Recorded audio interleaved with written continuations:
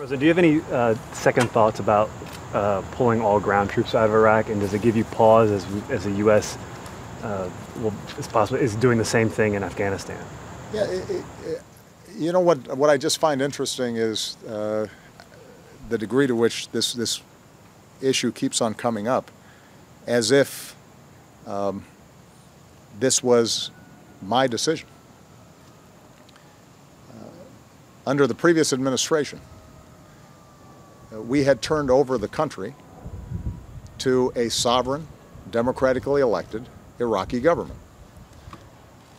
In order for us to maintain troops in Iraq, we needed the invitation of the Iraqi government, and we needed assurances that our personnel would be immune from prosecution if, for example, they were protecting themselves and ended up getting in a firefight with Iraqis, that they wouldn't be hauled before an Iraqi judicial system. And the Iraqi government, based on its political considerations, in part because Iraqis were tired of a U.S. occupation, declined to provide us those assurances. And on that basis, we left. We had offered to leave additional troops. So when you hear people say, do you regret, Mr. President, not leaving more troops, that presupposes that I would have overridden this sovereign government that we had turned the keys back over to and said, you know what, you're democratic, you're sovereign, except if I decide that it's good for you to keep 10,000 or 15,000 or 25,000 Marines in your country, you don't have a choice,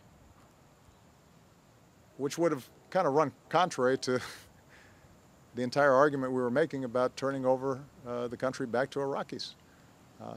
An argument not just made by me, but made by the previous administration. So let's just be clear. The reason that we did not have a follow-on force in Iraq was because the Iraqis were, a majority of Iraqis did not want U.S. troops there. And politically, they could not pass the kind of laws that would be required to protect our troops in Iraq.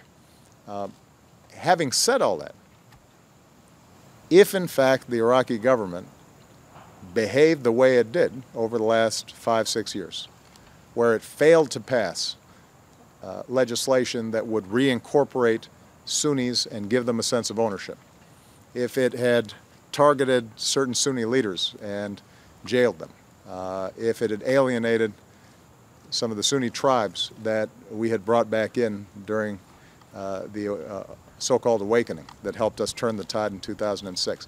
If they had done all those things and we had had troops there, the country wouldn't be holding together either. The only difference would be we'd have a bunch of troops on the ground that would be vulnerable. And however many troops we had, we would have to now be reinforcing. I'd have to be protecting them, and we'd have a much bigger job.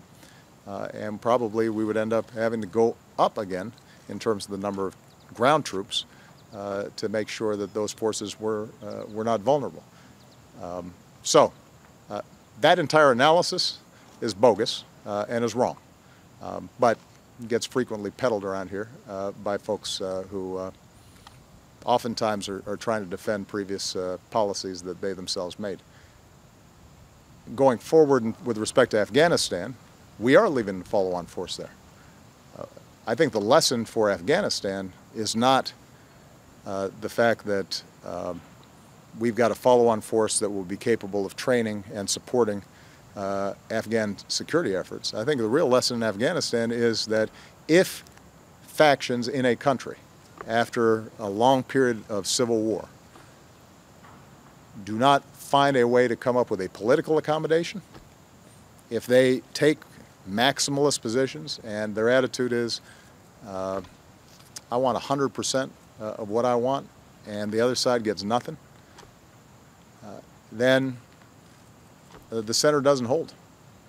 And the good news is that in part thanks to the excellent work of John Kerry and others, we now are seeing the two candidates in the recent presidential election start coming together and agreeing not only to move forward on the audit, to be able to finally certify a winner in the election, but also the kinds of political accommodations that are going to be required to keep democracy moving.